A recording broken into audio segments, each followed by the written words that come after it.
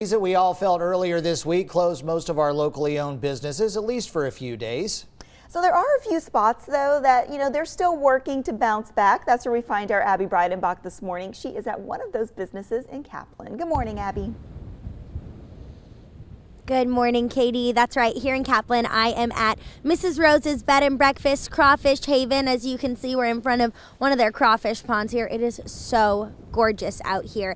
And it's a place that normally they would expect to see a lot of visitors at this time of year. It's getting to be peak crawfish season, but unfortunately, because of that freeze, I was one of the only visitors that showed up here all week long. Now, like I said, this is not what the owner expects, but he does have some optimism. He has a good feeling about the coming weeks. I do have a group of 8 this weekend, and they're still coming. They canceled the excursion part, but they still want to eat crawfish. So I hope I get some. I also talked to him about sort of an alternative experience that he offers, which is Cajun cooking lessons. He does that normally during the off season in the summertime when people still want to come out here and have a good time, but obviously crawfish are not in season. So Abby, I know that a lot of us, and I guess the crawfish are like us, right? Like they just kind of want to hunker down when it's cold. So how cold is the water, and then how warm does it have to be for them to actually start moving again?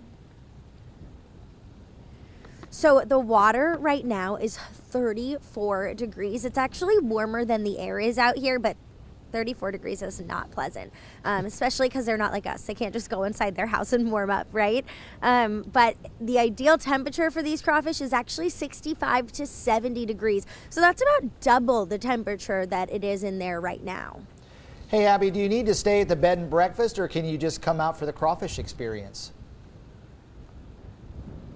You can just come out for the crawfish experience. Yeah, you can book it so that you just come out with your group, go on that little boat tour, catch your crawfish, and then Mr. Barry will boil them for you and serve them to you. So you can really come for any part of the experience. You can also come and just stay at the B&B. You can come and just eat without doing the crawfish excursion. So he offers a lot of options, which is cool. You definitely have the prettiest office of all of us today, for sure. Gorgeous out there. All right, thanks, Abby. Well, this morning